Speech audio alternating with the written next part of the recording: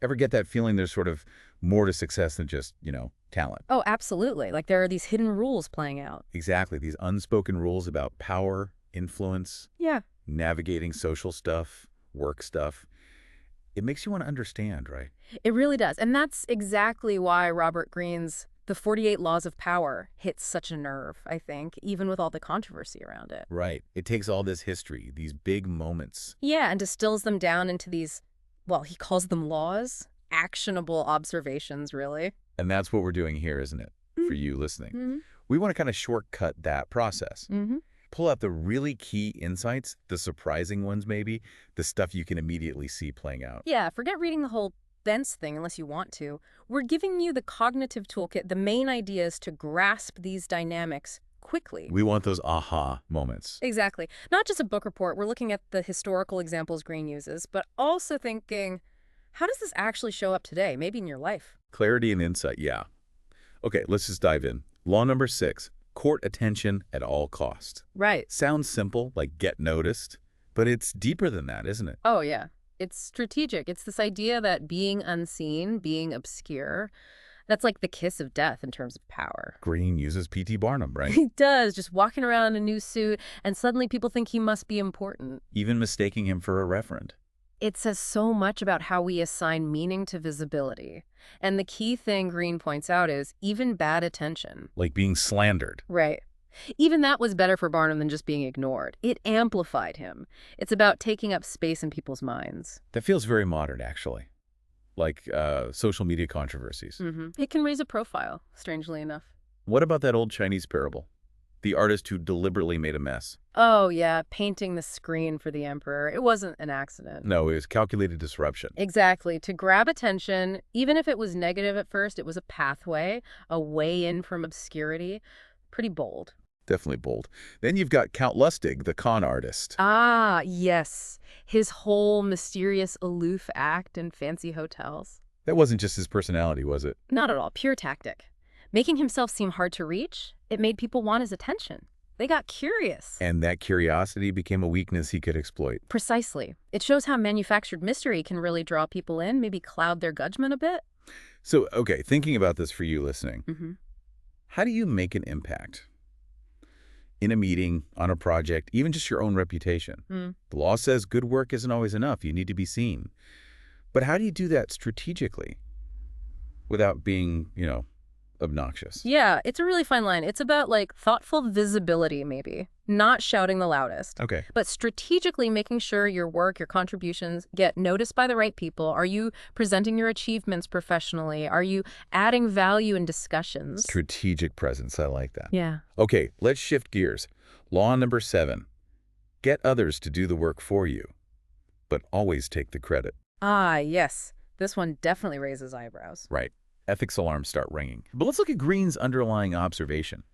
Well, it's less about saying, go exploit people, and more observing how power has often worked. Think Louis XIV and Colbert.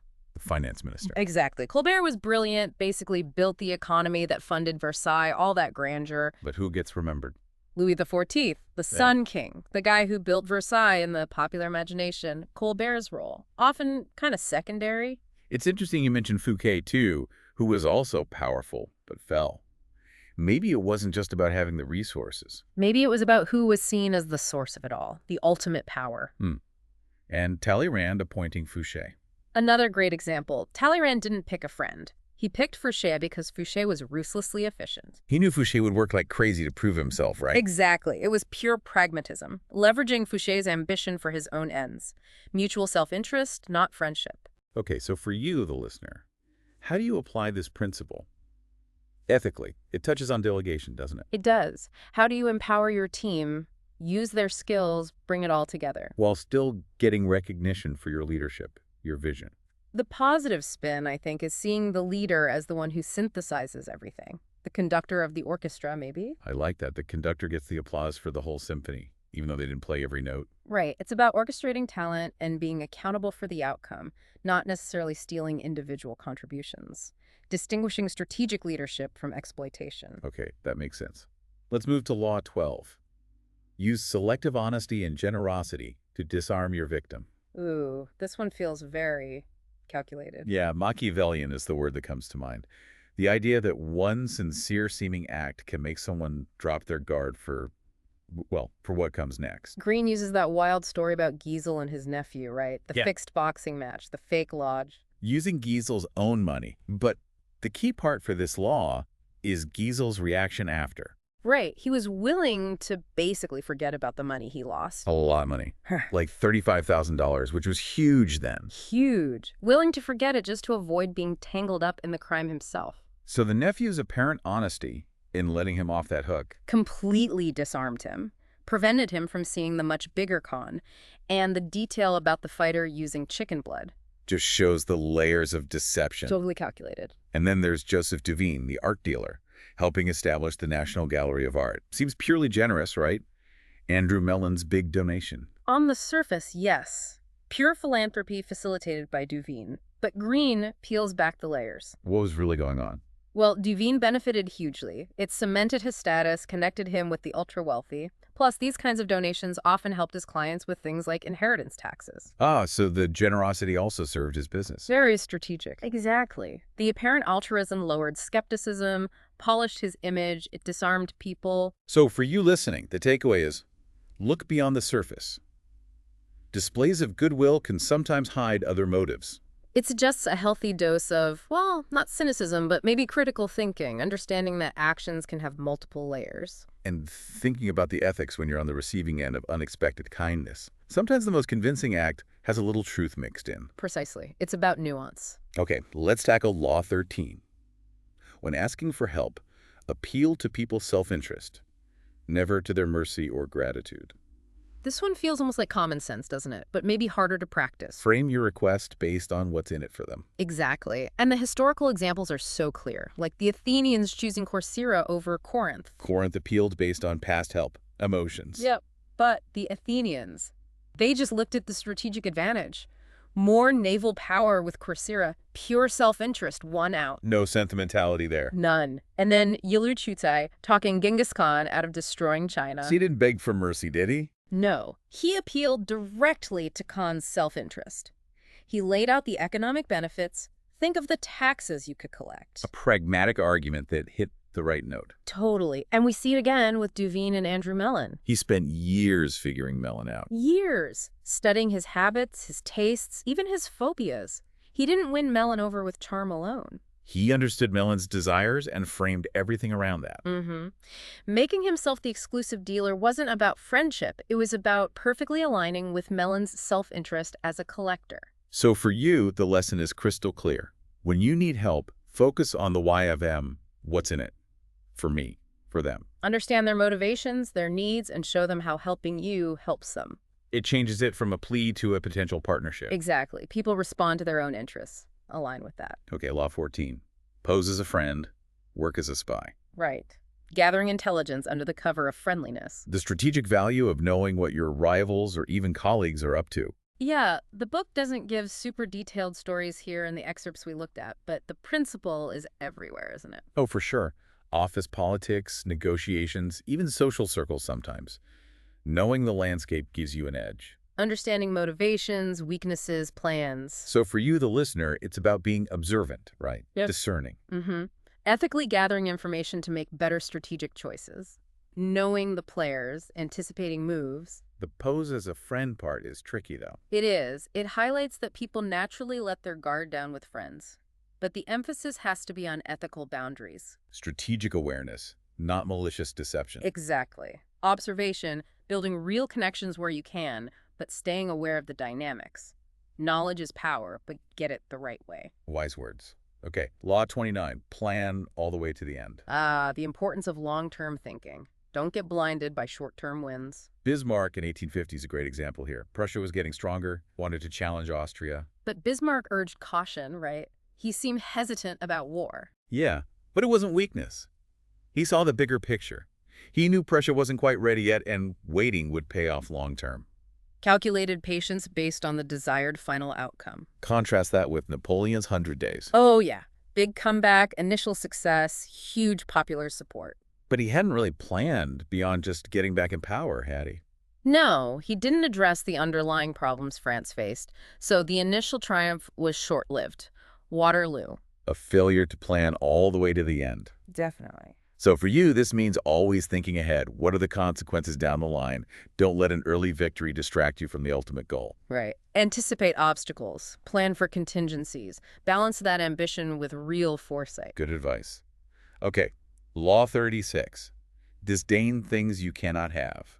Ignoring them is the best revenge. This one's about emotional resilience, I think. Letting go. Yeah, the idea that wanting something you can't get just gives it power over you. And ignoring it, that takes the power back. And can frustrate people who might want to use it against you, like Pietro Aretino. When his fake noble background got exposed. Exactly. Instead of fighting back frantically, he basically just ignored it, mocked his accusers. Took the sting out of it by showing it didn't matter to him. Right.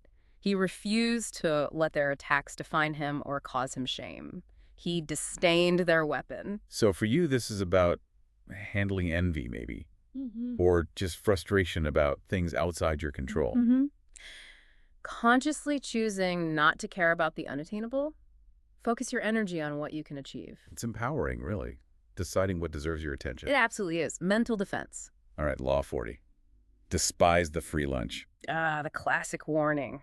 Nothing is truly free. The idea is that free offers often come with strings attached, hidden obligations. Yeah, Green argues that paying your own way ensures independence, avoids manipulation. The excerpts didn't detail specific stories here, but you see this principle everywhere, don't you? Oh, constantly.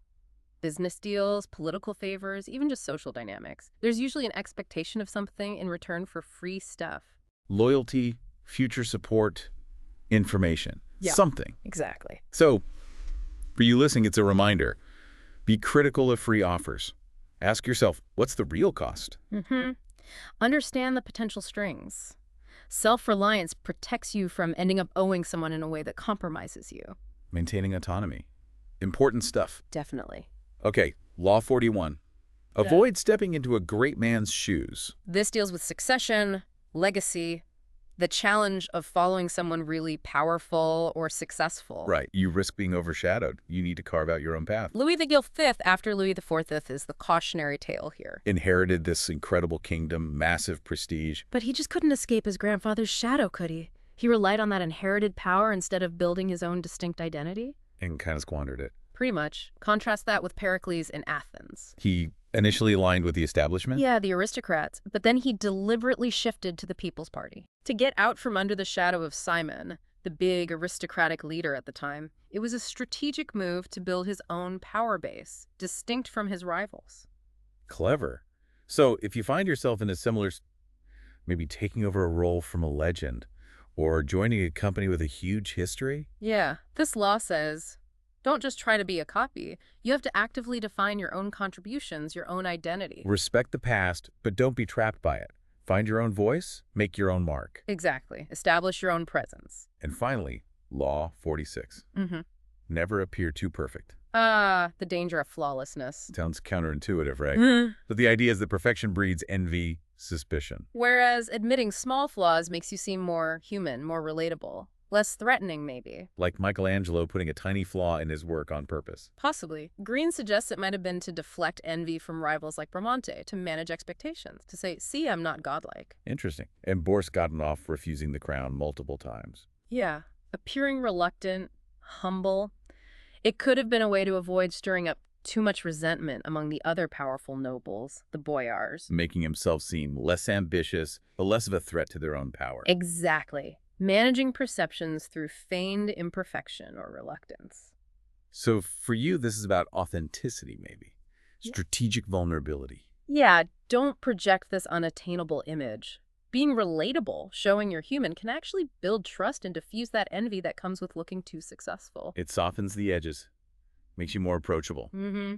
Less intimidating. Wow. Okay, so that's just a handful of these laws from Green's book. A real journey through some interesting power dynamic. And it's crucial to say again, right, understanding these isn't the same as endorsing them all or using them ruthlessly. Absolutely. It's about awareness, seeing the patterns, understanding the forces that might be at play around you. Developing that sharper lens on human interaction. So maybe a final thought for you to chew on. As we've talked through these specific laws, courting attention, taking credit, selective honesty, appealing to self-interest, planning, disdaining, avoiding freebies, forging your own path, not seeming too perfect. Which one of those really resonates with something you've seen or experienced?